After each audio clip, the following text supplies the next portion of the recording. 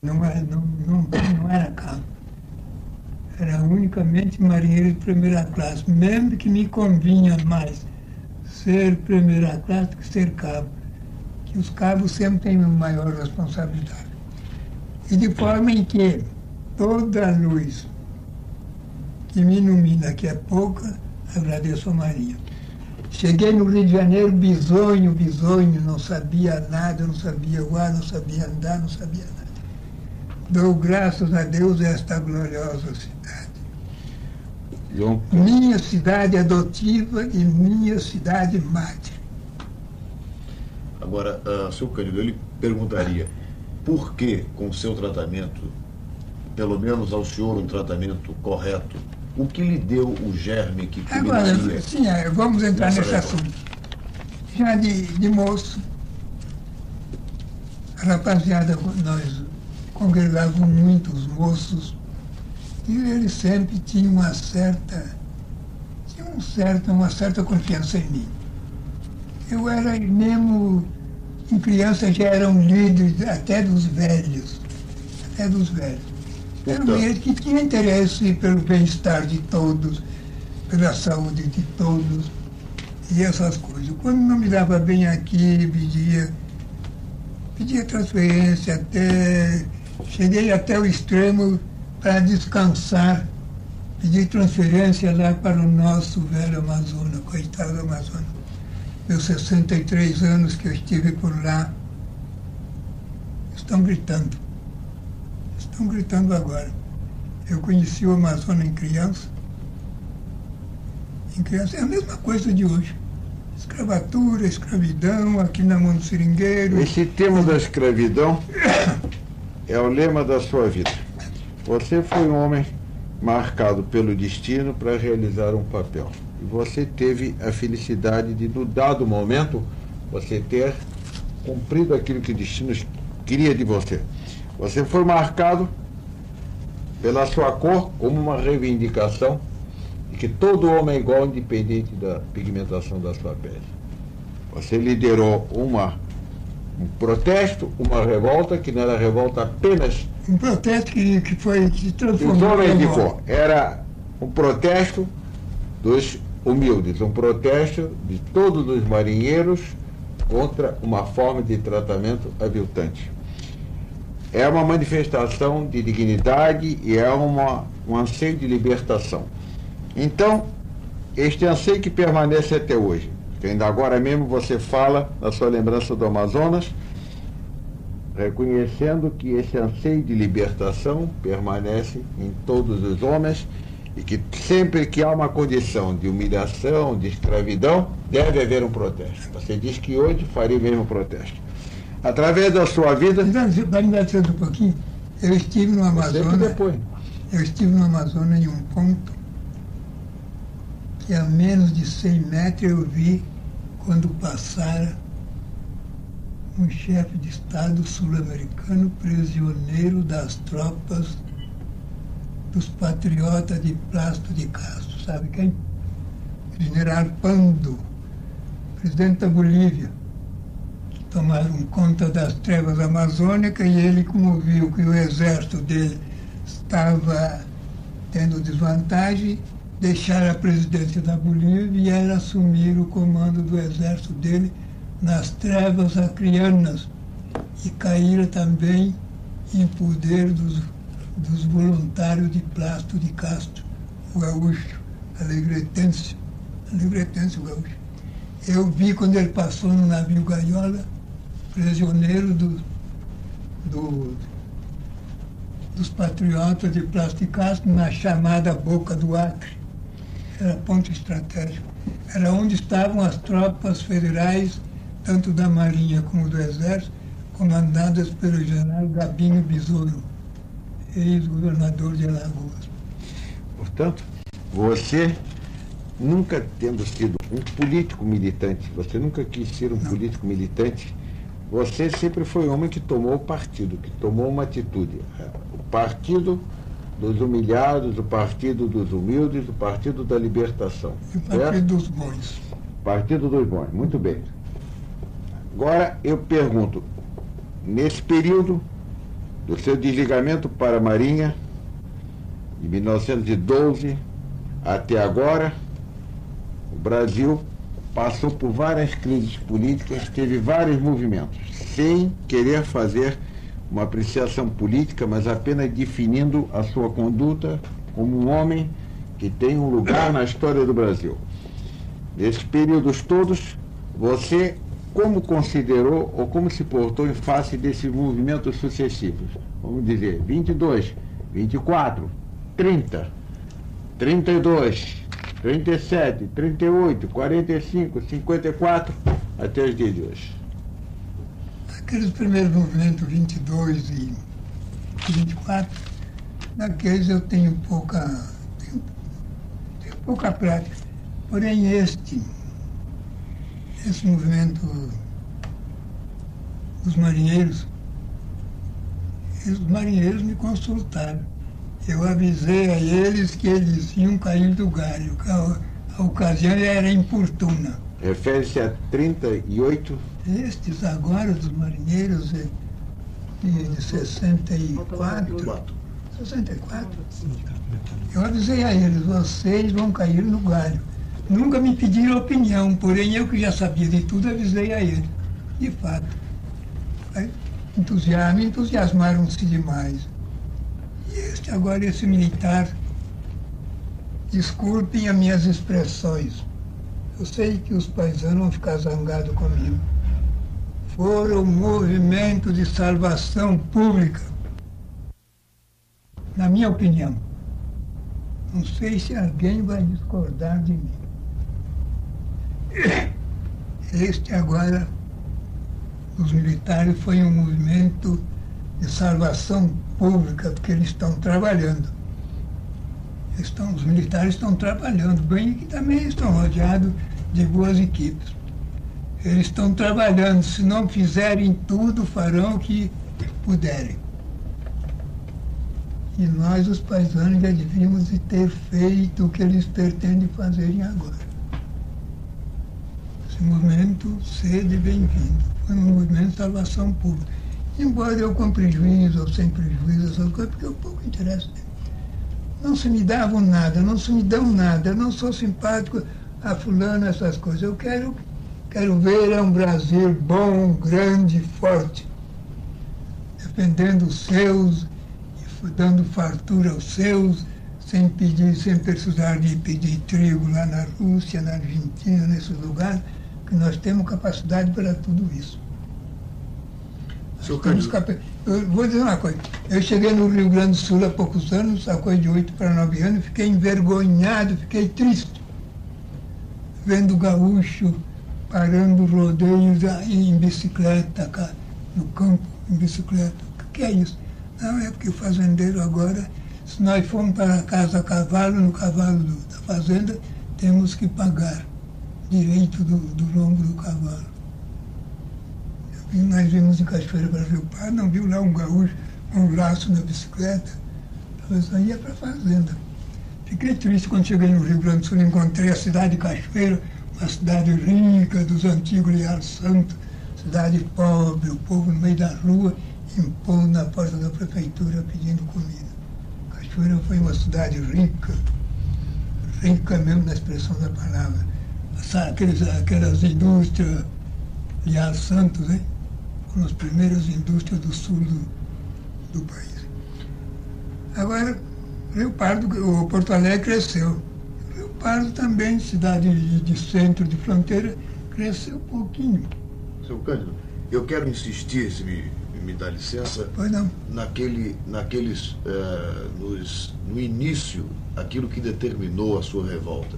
É uma pergunta que eu lhe fiz e que não foi muito respondida.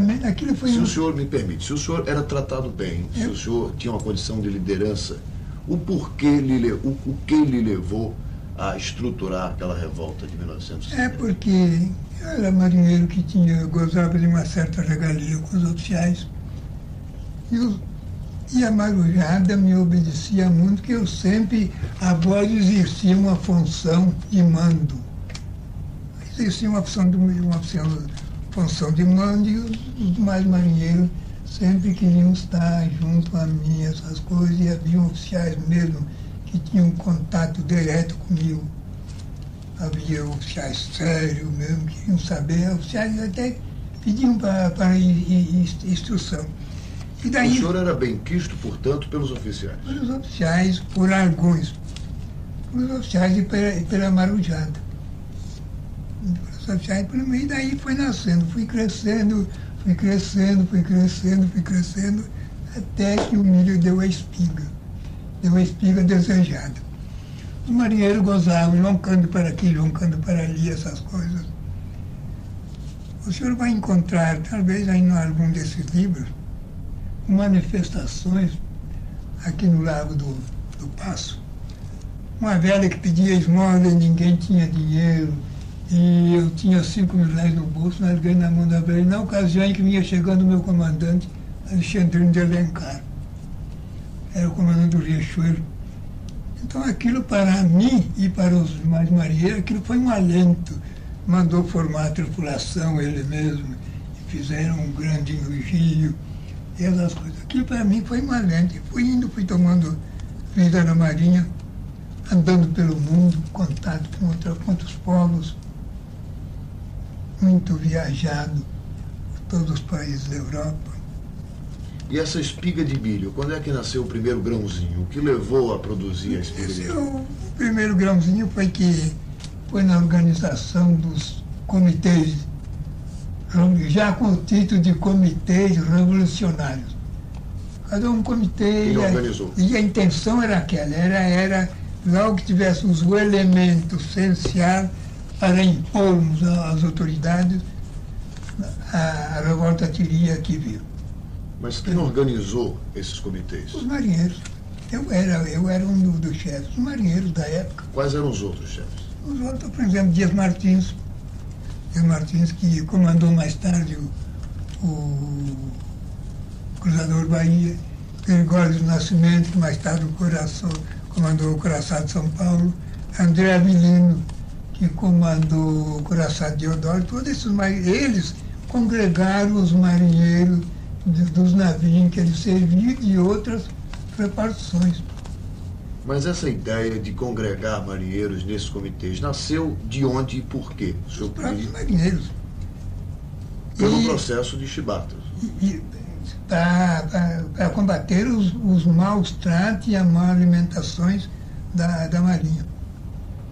E acabar definitivamente com a chibata na Marinha. O caso era este. Nós que vimos da Europa em contato com outras marinhas, não podíamos mais admitir que na Marinha do Brasil ainda o homem tirasse a camisa para ser chibateado por outro homem. E nesses comitês, como o senhor assumiu a liderança? Podia relatar esse seu processo? Assumi a liderança já indicado pelos demais comitê.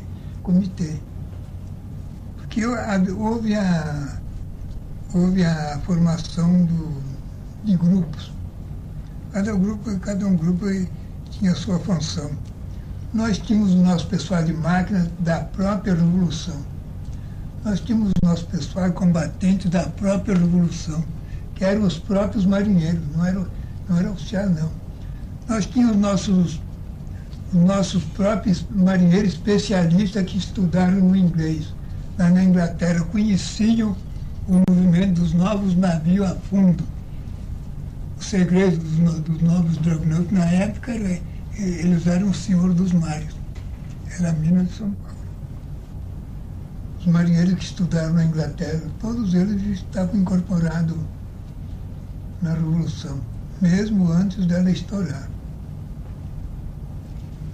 E daí, para o fim, definiu-se. Os comitês cresceram, o senhor assumiu o controle, e daí? Os comitês cresceram, e eu tinha o domínio total de todos eles.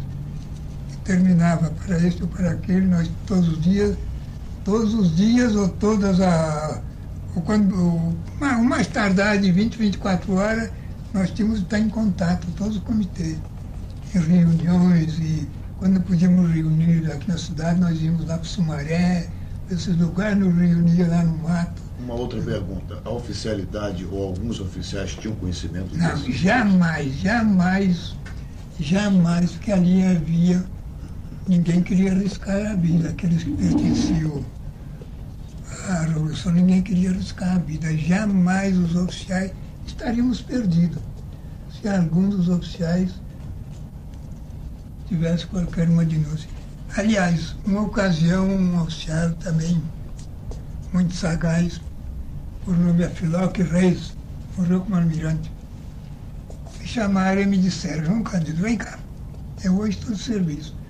Logo de noite você vai lá no alojamento, nós vamos conversar um bocado. À noite eu fui lá, quando? Você está aí. Ele me disse: João Cândido, eu estou notando qualquer coisa entre vocês. Desconheço qualquer um fato, desconheço. Tanto que os marinheiros estão em grupinhos, em conversa, quando se aproximam superiores, eles debandam, estão notando qualquer coisa. Eu digo: não, eu desconheço tudo que haja de anormal a bordo. Eu tinha confiança. E de forma em que, depois da revolta, eu me encontrei com ele porque ele assumiu o comando do batalhão naval, e o batalhão naval, os marinheiros estavam subordinados ao batalhão naval. Aliás, ele me disse: João Cândido, eu não te disse uma ocasião na bordo, eu não te avisei. Ele notara em uma das torres do Minas Gerais, é muito sagaz, notaram uma digitar em uma torre do Minas Gerais. Ele disse: eu notei qualquer coisa na torre de Ré. Eu não pertenço às torres, não desconheço. Ele notaram. Se os oficiais têm mesmo conhecimento antes, nós estávamos perdidos. Nós escapávamos. Mas, como diga, ficaremos com a Amazônia ou não? Devemos ficar. Devemos. Precisamos ficar. Precisamos ficar. Se houverem homens como você. Precisamos ficar. Eu lá estarei, se for possível.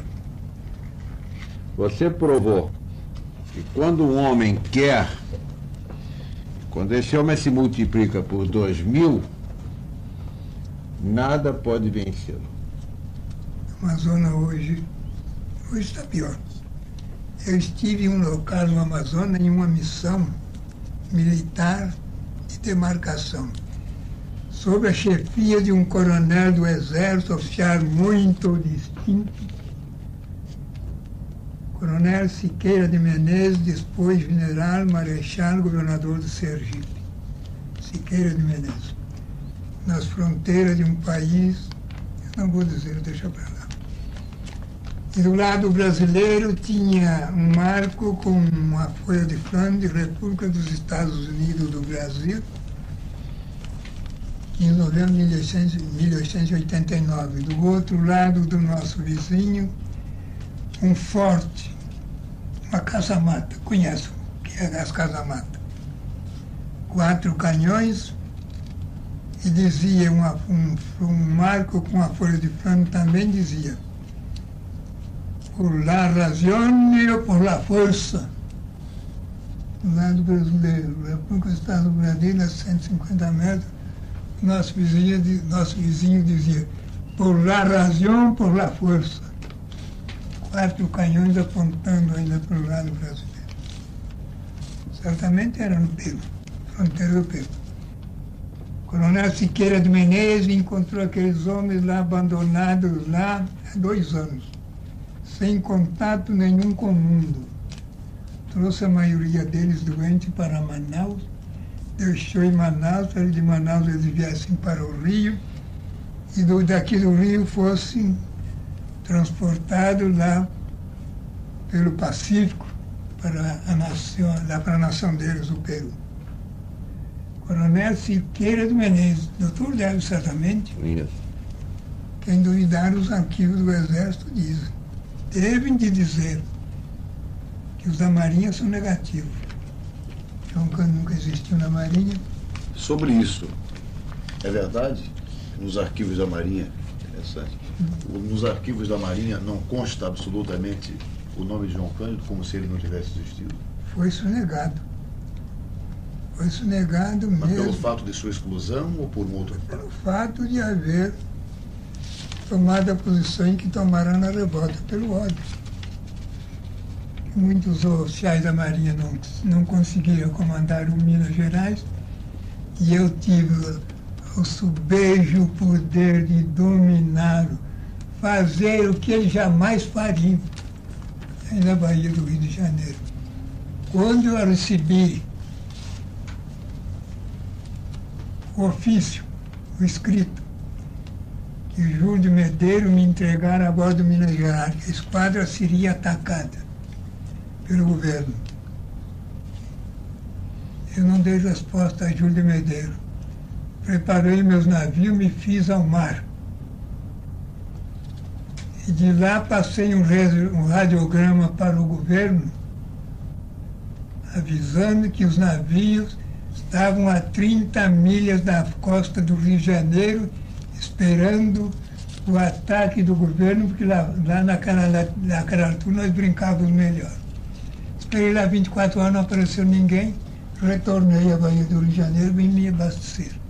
Umas 3 ou 4 vezes vim aqui me abastecer, quando chegava a tardezinha, fazia o mar para descansar as tripulações. E abastecia sem maior dificuldade? Sem maior dificuldade, a gente timava o Acre, o Wilson, mandem tantas toneladas de carvão, tantos quilos de carne, tantos quilos de verdura. O governo parece que teve dificuldade em preparar os destroyers, talvez não confiasse na tripulação de Marujadas. O governo teve, o que faltou foi bom senso, foi coragem. Que os navios entravam a barra e saíam a hora em que queriam. Uma carabina Mausa alcança 500 metros, ou 1.500 metros. Da Fortaleza São João, Santa Cruz, não tem... Os fortes eram ocupados por tropa do exército, não atiraram? Não, senhor. Demonstraram logo... Santa Cruz, o comandante dela era um coronel Santos Porto. Eu estava com a esquadra, estava com a mina na barra. Eles vieram em Guarulhos, Santa Cruz, do arsenal de guerra, e me pediram: João Cândido, nós recebemos ordem do governo para atacar os navios. Mas nós não temos condições para atacar o coronel Santos Porto, já muito conhecido no exército. E trazia uma senhora ainda com parto recente na lancha.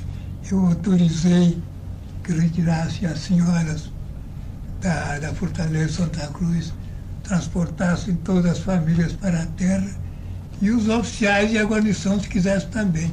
Porque eles, de fato, o que é que Santa Cruz podia fazer ao Minas Gerais? Copacabana, na época, não existia. Não existia. E mesmo que se existisse, ia medir força ao Minas Gerais. Eu perguntei a você se você tinha tomado parte em algum movimento político, sua apreciação sobre os acontecimentos desde aquela época até agora.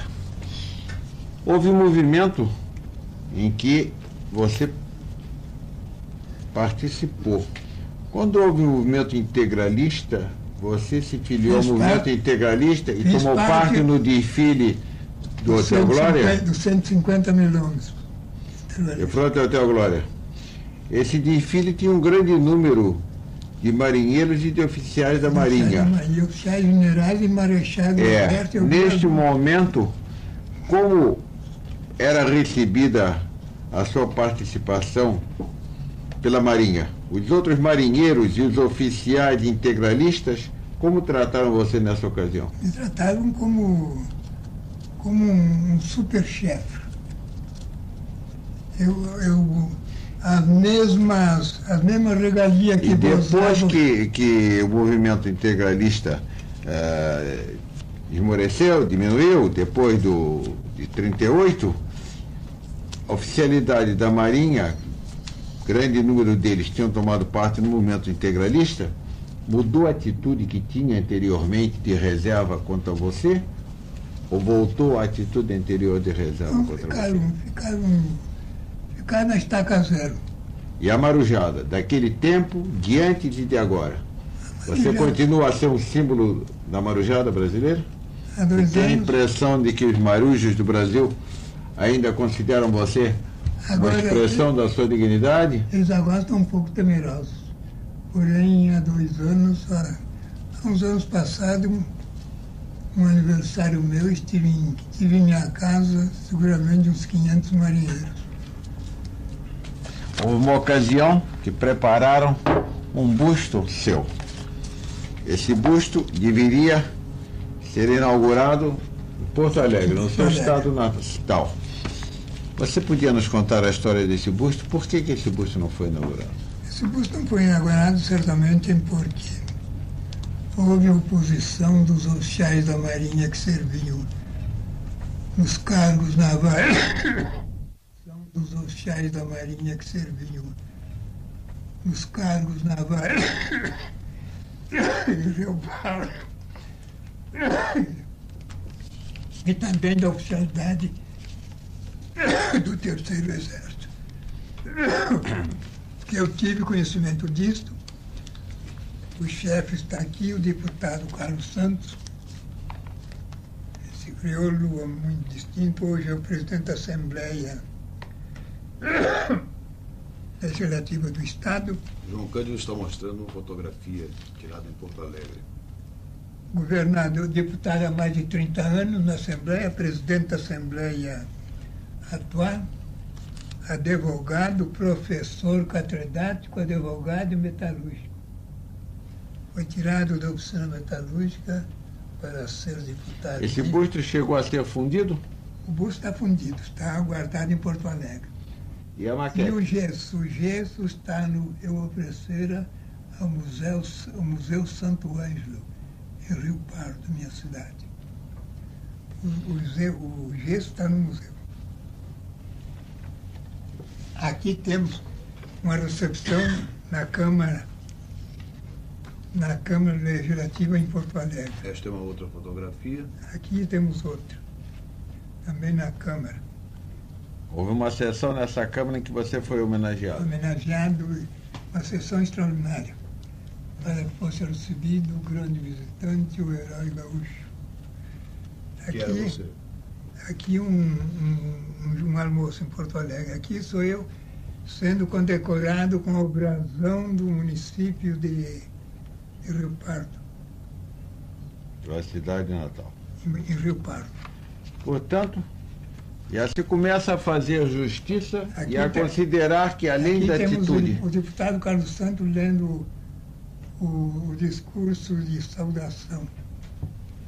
Ainda quando recebido um poeta saudando o João Cândido em verso, meu embarque com o rapaz para Porto Alegre. Quando você esteve em Porto Alegre? Estive em Porto Alegre em 58, nos fins. 58 também em comissões que me acompanharam.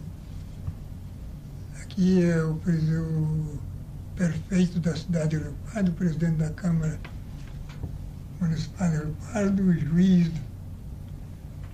um jornalista, o presidente da Câmara, aqui recebendo gesso, a comissão recebendo gesso no museu. Você doou ao museu. E todas as fotografias que estão sendo mostradas agora por João Cândido foram tiradas em 1958, a sua última viagem... 59 em Rio Pardo. A sua última viagem ao seu Rio Grande. Ao Rio Grande. Setembro. Tinha muita vontade agora de fazer uma visita ao Rio Grande do Sul, agora não unicamente para ver se dava um jeitinho nessa pensão, que eu não sei se ainda alcançarei o ano que vem, mas tem a mulher que precisa de comer. A sua mulher ainda é viva? É viva, é viva. Com quantos anos? E é moça, 66 anos. A mãe de todos os seus filhos? Não, esta é a quarta. Ah, bom. Esta é a quarta e já está com... Esta é a quarta e está com 66 anos e este é o caçula da família, está com 30. Certa confiança em mim.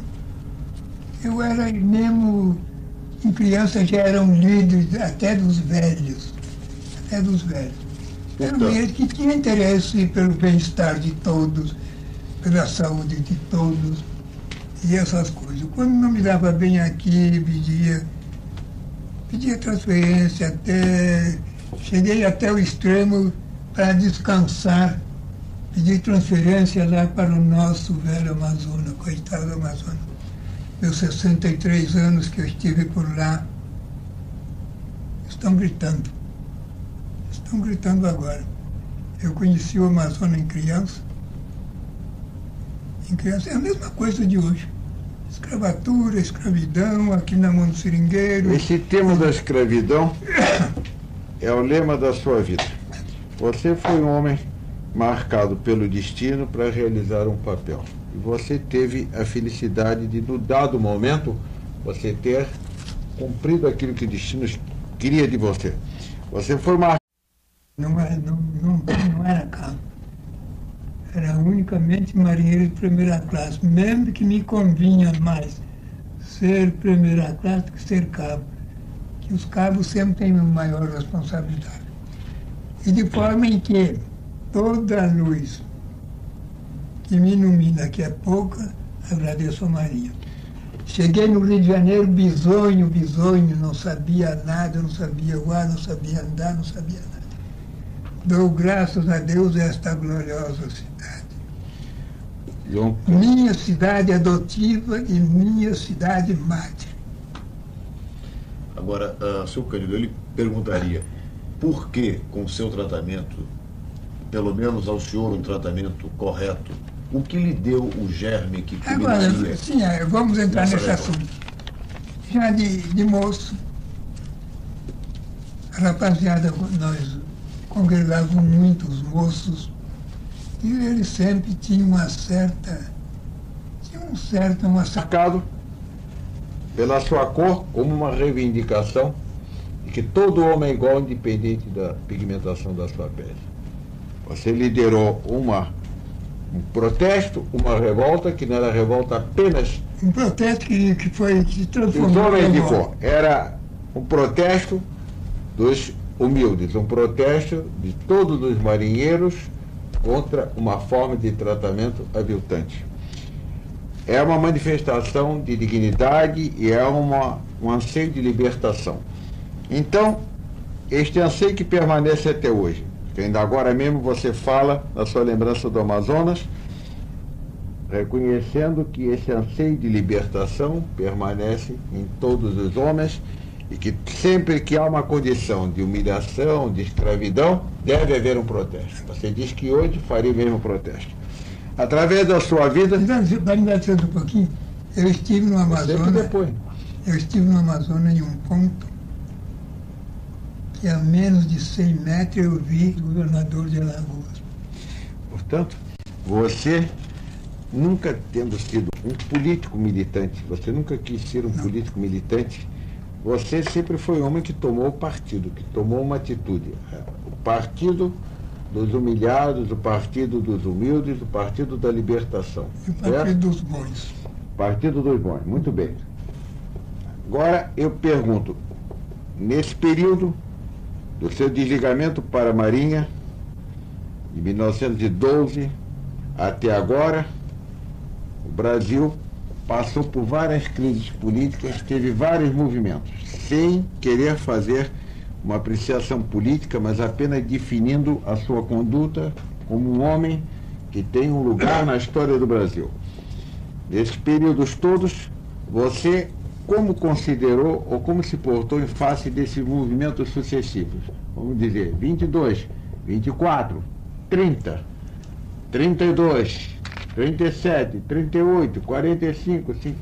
Quando passara um chefe de Estado sul-americano prisioneiro das tropas dos patriotas de Plácido de Castro, sabe quem?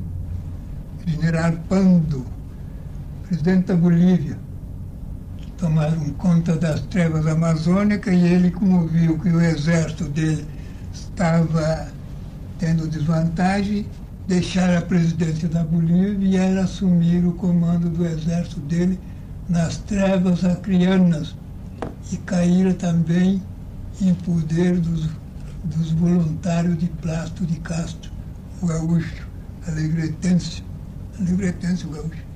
Eu vi quando ele passou no navio Gaiola, prisioneiro